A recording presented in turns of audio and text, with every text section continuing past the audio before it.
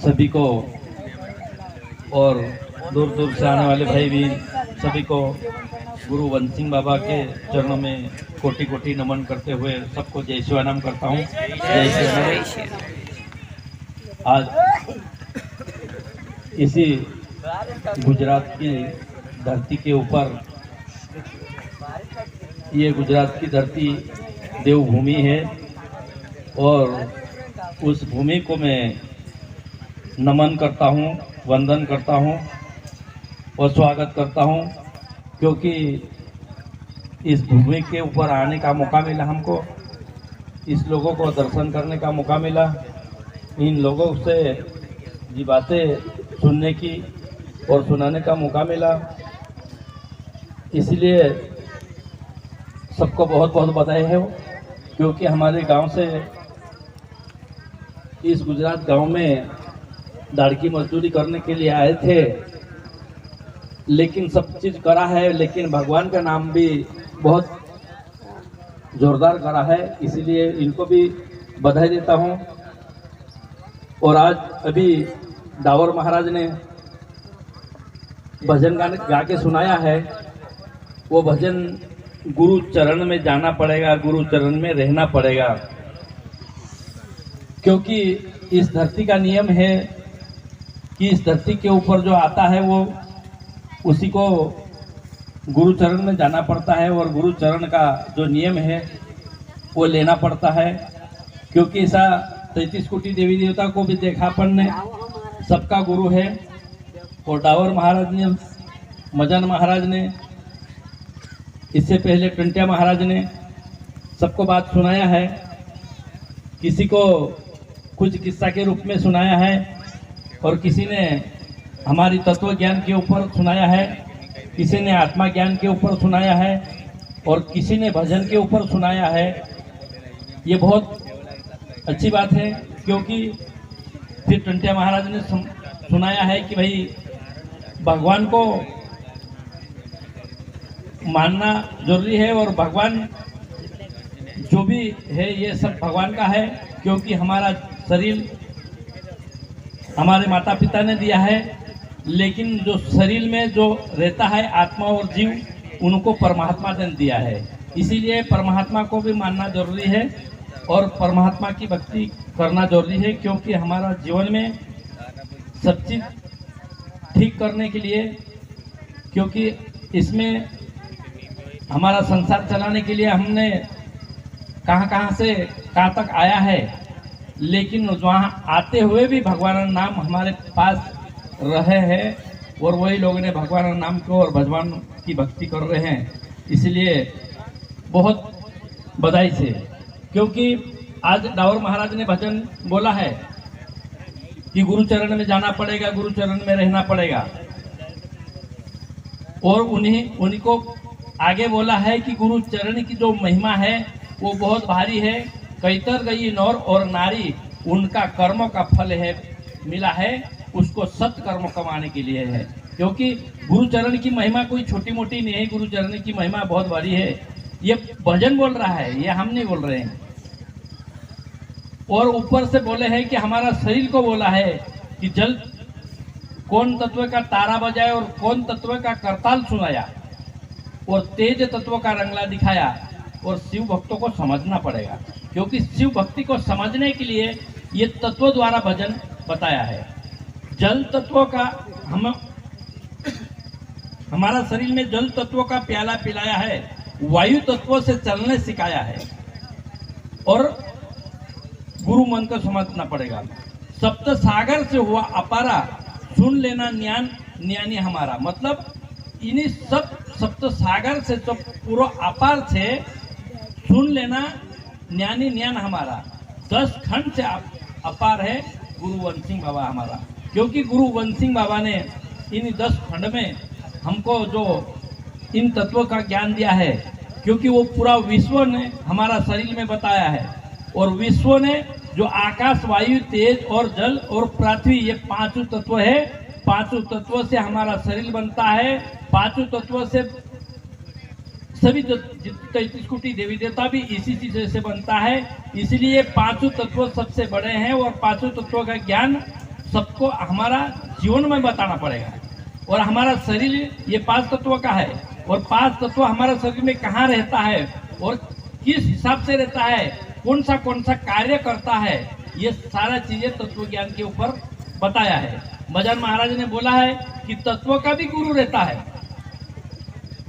आकाश तत्व का गुरु निरंजन, वायु का गुरु ब्रह्मादेव है, तेज का गुरु विष्णु भगवान है, तेज मतलब अग्नि का गुरु, जल का गुरु विष्णु भगवान है, पृथ्वी का गुरु मन या चंद्र, ऐसा मजान महाराज ने बताया है। और कालू महाराज ने सबसे पहले कर्म की बात बताई है। कर्म कौन सा रहता है, और साचा बुरा कर्म तो सब जानते हैं, लेकिन तत्व के कर्म बताया कालू महाराज ने।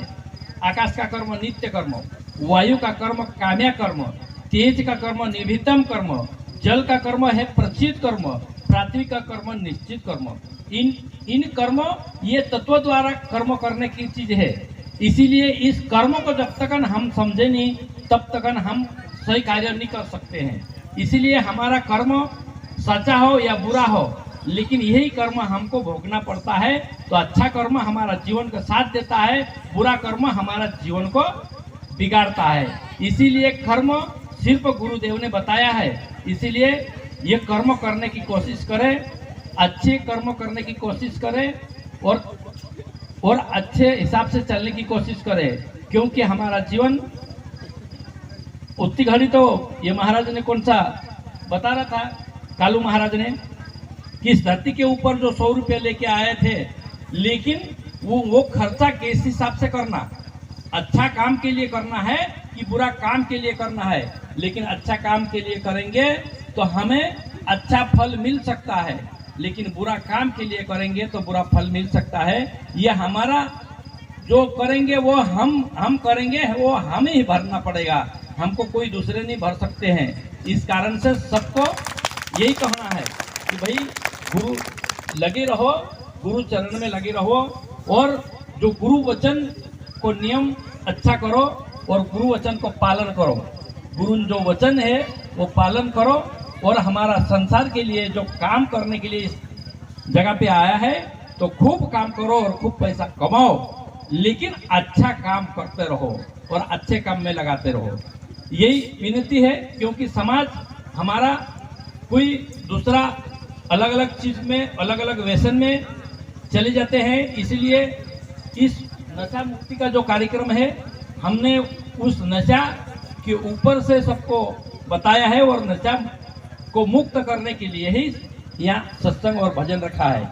और इस जगह पे बहुत से लोग, इस जगह पे हमने 3, 7, 8 जने को गुरु जो हमारा दीक्षा देते हैं, और उस दीक्षा देने के लिए आए हैं और देंगे, क्योंकि वो समाज के काम करेंगे वो, और समाज में भक्ति और भगवान के नाम आगे पहुंचाने के लिए इनको दीक्षा देना जरूरी है।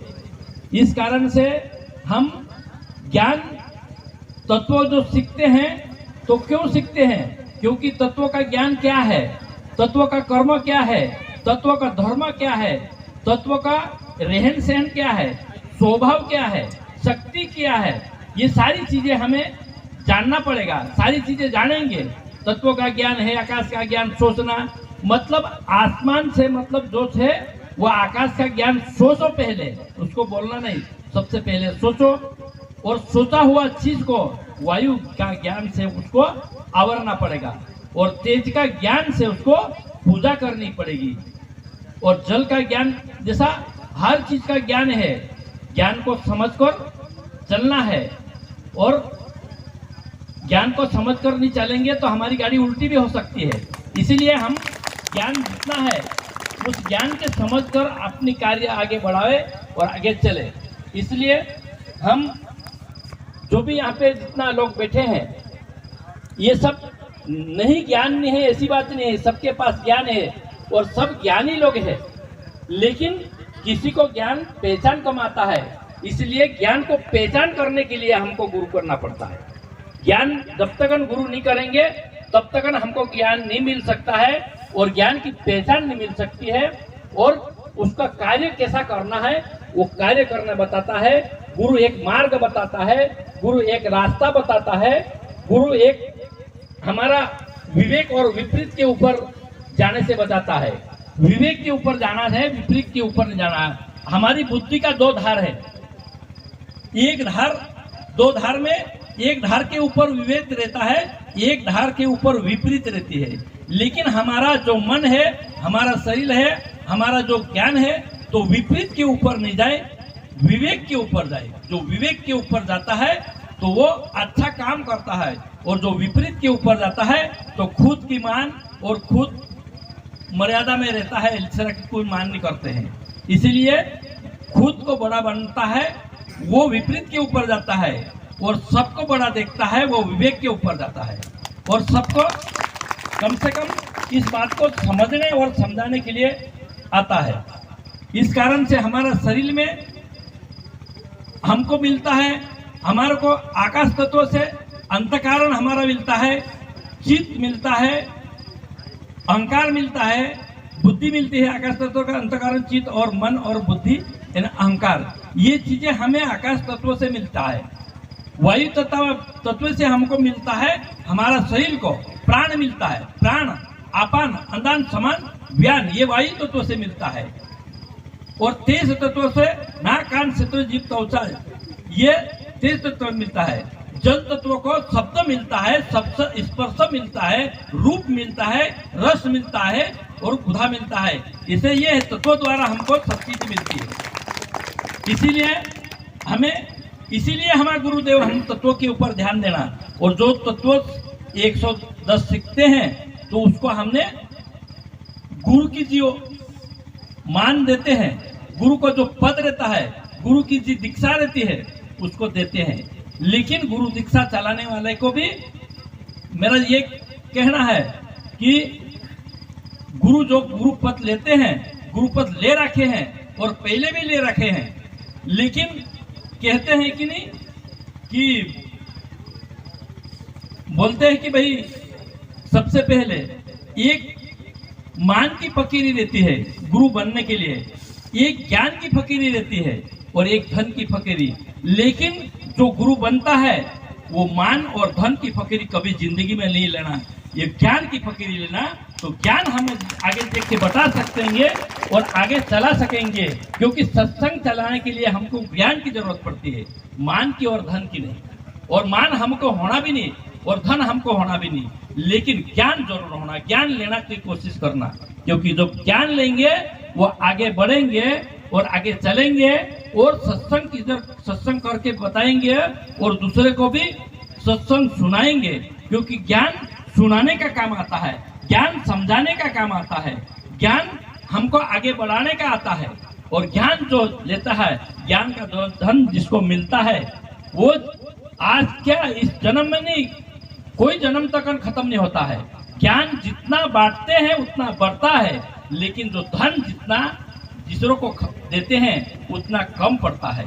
इसीलिए जो कम पड़े चीज इसके ऊपर ध्यान नहीं दो, और जो चीज हमारे से ज्यादा बने उसके ऊपर ध्यान दो। यही हमारा सबको बोलना है। क्योंकि यहाँ मेहनत मजदूरी करो, ईमानदारी से रहो और ईमानदारी से खाओ। यहाँ जो लोग हमारे गांव से आए हैं उनको, उन लोगों को यहाँ के सत्संग के लिए मदद दिया है, काम काज के लिए मदद दिया है, और सब लोगों को, हमारे लोगों को अपना बच्चे समझकर पाला है। इसलिए इस गांव के लोगों को और इन सभी को, इनको भी मैं बहुत बहुत बधाई देता हूं। क्योंकि इन लोगों जैसा ये अच्छे लोग थे तभी लोग, हमारे लोग यहाँ आके पले हैं और तभी हमारे लोग यहाँ सत्संग कर रहे हैं। और ये लोग अच्छे नहीं रहते तो सत्संग थोड़ी होती है। इसीलिए थोड़ा बहुत सहारा तुम्हारा भी मिला है, तुम्हारा सहारा मिलने के बाद ही हमारे लोग यहाँ तक इस मुकाम तक पहुंचे हैं।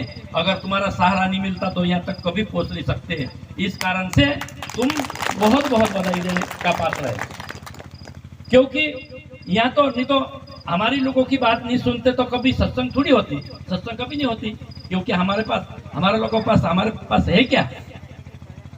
लेकिन जो गुरुदेव की जो नाम और नियम और भक्ति थी उस लेके चले हैं तो सबको वो ठीक लगी। और उस लगने के बाद हम इस गांव में सत्संग कर सके और गांव वालों को मिलने का मौका मिल गया और गांव वालों को सुनाने का मौका मिल गया। ये तो हमारा भी भाग्य है कि तुम जैसे लोगों को हमको दर्शन करने का मौका मिला। तुम्हारे गांव में यहाँ को ज्ञान और भजन कीर्तन की बात सीखने की मौका मिला है। यहाँ हम सिखा नहीं रहे, हम इतने बड़े संतों नहीं है, हम इतना बड़ा गुरु नहीं है, हम तो तुम्हारे जैसे बिल्कुल छोटे लोग हैं। लेकिन गुरु वन सिंह बाबा ने जो बताया है उस चीज को बताने के लिए यहाँ तक आए हैं, क्योंकि गुरु ने दिया है दान, जाके शिष्य समान तीनों लोगों की संपत्ति गुरु ने दिया दान। क्योंकि गुरु की जो संपत्ति है वो कोई छोटी मोटी संपत्ति नहीं है, ये तीनों देवता की संपत्ति है। इसीलिए गुरु लख 84 की दाहर में हाथ पकड़ो गुरुदेव का, मानव जन्म अनमोल है तोल करो निज नाम का। क्योंकि हम लख 84 की धार में नहीं जाना है, गुरु के हाथ पकड़ लोगे तो इन अपना मानव जन्म अनमोल है। और ये संसार की जो सागर है उसमें हम कभी नहीं पड़ेंगे। हम गुरु के हाथ पकड़ के हम इस संसार के सागर से निकल जाएंगे। इस कारण से हम संसार में आए हैं। संसारी हमको भगवान संसार दिया है, लेकिन संसार चलाने के लिए अच्छे प्रेम भाव से रहो, क्योंकि भगवान प्रेम में मिलता है। जिसका घर प्रेम भाव से रहता है वो इंसान भगवान की तरह रहता है। जिस घर में लड़ाई झगड़ा होता है वो घर नरक के समान रहता है। इसलिए प्रेम भाव से रहने की कोशिश करो। आदमी हमारी घरवाली को अगर माता मान लो और माता जी हमारा पति को परमेश्वर मान लो, और इसी भाव में हम जिएंगे तो हमारा जीवन सफल हो जाएंगे। लेकिन इस भाव में नहीं जिएंगे तो हमारे जीते जीत हमारे घर में नरक बन जाएंगे। लेकिन जब तक हमारा मन अच्छा नहीं रहेगा, जब तक हम गुरु की बात मानेंगे नहीं, गुरु को जो नियम दिखाया है वो नियम के ऊपर रहेंगे तो जिंदगी सवर जाएगी। लेकिन गुरु का नियम तोड़ेंगे तो हमारी जिंदगी बिगड़ सकती है। इसलिए यही बातें तुमको सबको बताने के लिए हम आए हैं और यही बात बता रहे हैं। और यही बात, क्योंकि सत्संग की बात कोई छोटी मोटी बात नहीं है। इसीलिए गुरु गम का सागर लाखों लाखों वंदन बोलते हैं, लेकिन जो गुरु भी बन गया है तो बहुत गम का सागर रखो, सागर की तरह रहो। लोग कितने भी हैं, हम 5 तत्वों को भगवान मानते हैं और 5 तत्व हमारे साक्षात भगवान भी है। लेकिन इस धरती के ऊपर रहते हैं, हम इस धरती के रहते हैं और जो जल देवी है वो हमारा जीवन है, जो हवा माता है वो हमारा जीवन है और आसमान भी है। तो उन्हीं कारण से हमें सब आकार मिला है। लेकिन इनको साक्षात देखे हैं हम, क्योंकि इस धरती के ऊपर मानव रहते हैं और धरती माता कितना भी गाली गुप्ता कोई करे, धरती माता को अच्छा बोले या बुरा बोले, लेकिन उनका धर्म है ये कभी छोड़ती नहीं है, लोगों के देख के कोई भटकती नहीं है। इसीलिए हमारा भी जो धर्म हमको भी गुरुदेव ने बताया है, दुनिया कैसी भी कर, कितनी भी विपत्ति और कितना भी आफत आ जा, लेकिन जो धर्म है उसको पकड़ के रखेंगे तो हमको आगे बढ़ने का मौका मिलेगा। धर्म को छोड़ेंगे तो हम टूट जाएंगे। इस कारण से जो अच्छा काम करो, अच्छे रहो और अच्छा इंसान बनने की कोशिश करो। क्योंकि भले चंटिया महाराज ने कहा कि भाई देश में रहो कि परदेश में रहो, लेकिन गुरु का नाम रटते रहो, क्योंकि गुरु का नाम बहुत अनमोल है। गुरु देवन का देव है। गुरु जितना देव है उतने सबको मिला है और सबको गुरु करने का मौका मिला है। जिसने गुरु की बात मानी उनकी कथा आज भी सुनो।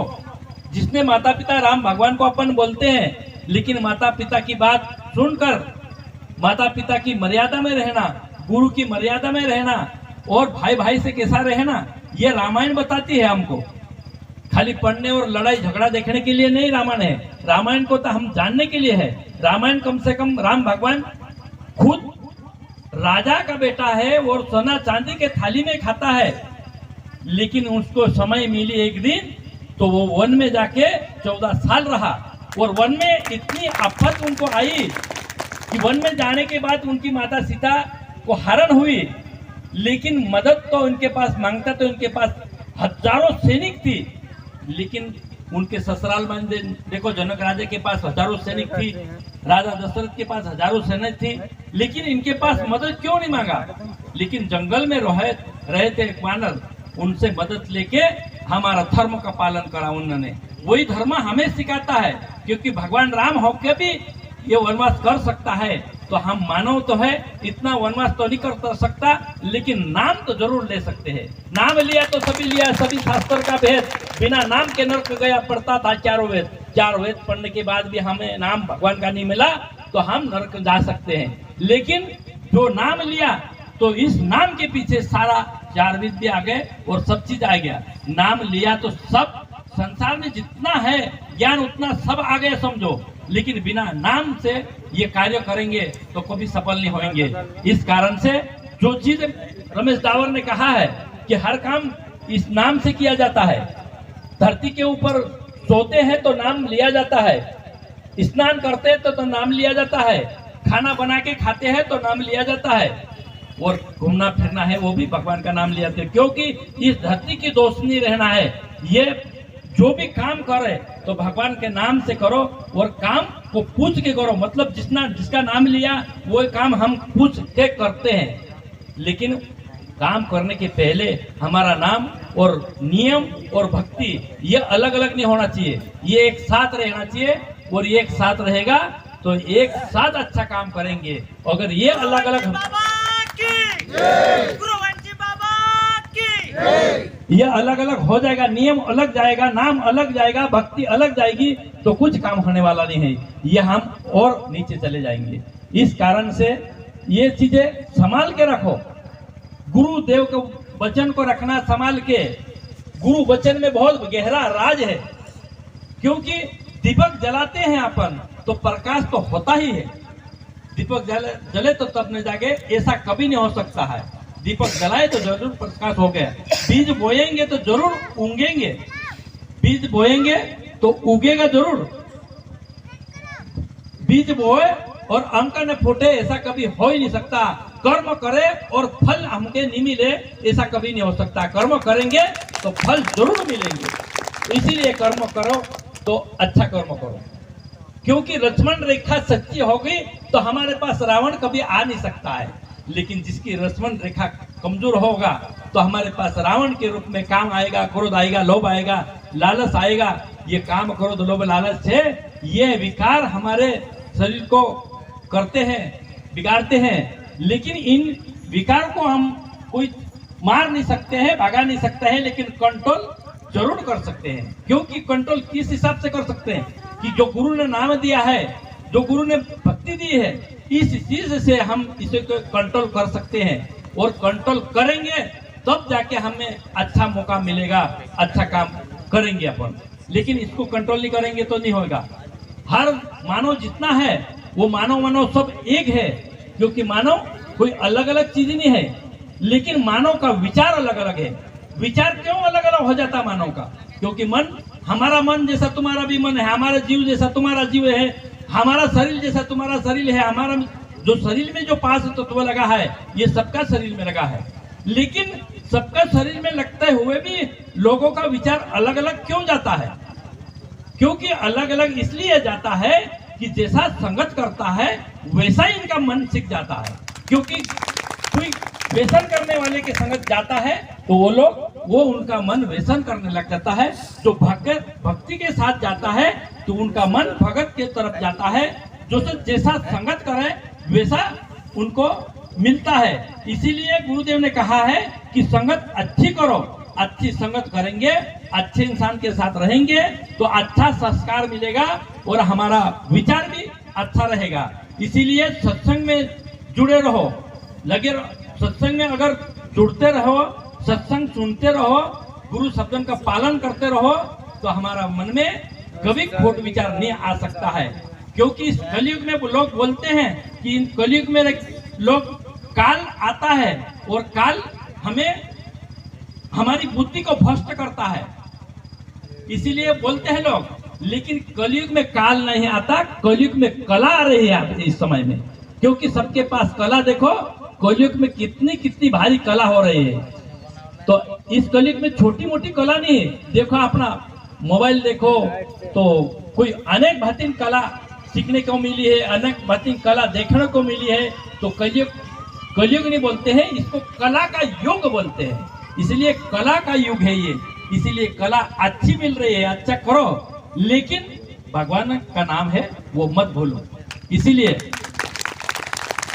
और जो गुरु पद कौन लेने वाले हैं इनको भी बोलता हूं मैं कि भाई गुरु पद लेंगे, सबसे पहले तो तुमने शिष्य पद बना है, शिष्य पद की नेम तोड़ रखा है कि शिष्य का नेम रख रखा ये तो पता नहीं है, लेकिन शिष्य का नेम सबसे पहले पूरा करना पड़ता है, तब जाके गुरु पद का नियम मिलता है।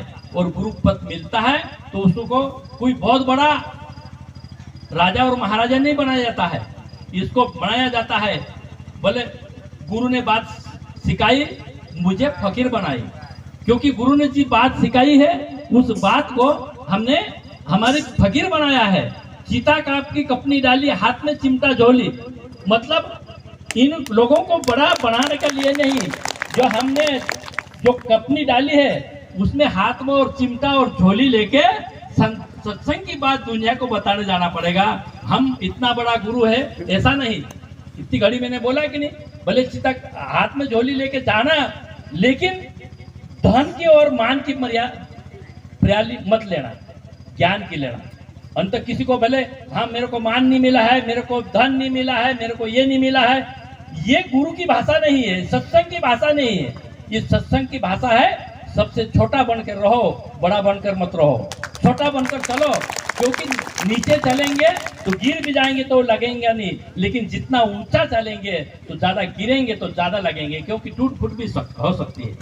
इसीलिए हमके नीचे बन चलने की सिखाया गुरुदेव ने, हमें छोटा बनने की बताया गुरुदेव ने, हमें झुकना सिखाया गुरुदेव ने, क्योंकि झुकता है वो टूटता नहीं है, जो नहीं झुकता है वो टूट सकता है।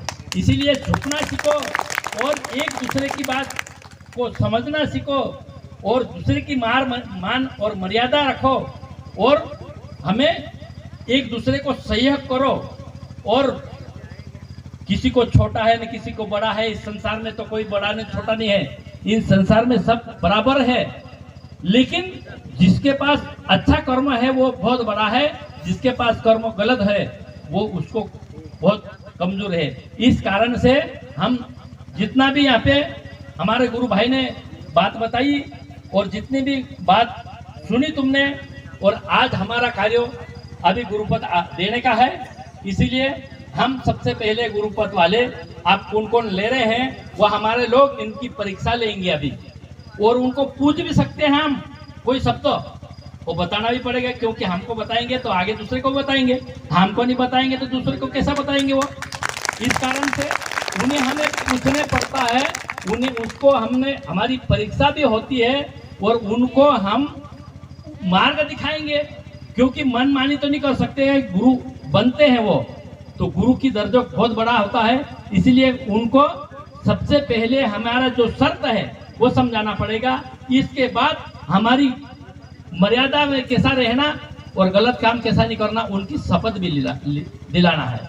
तो इसीलिए कोई आदमी बनता है तो बहुत बढ़िया बात है, सत्संग के काम करना चाहता है तो बहुत बढ़िया बात है, कर सकते हैं, लेकिन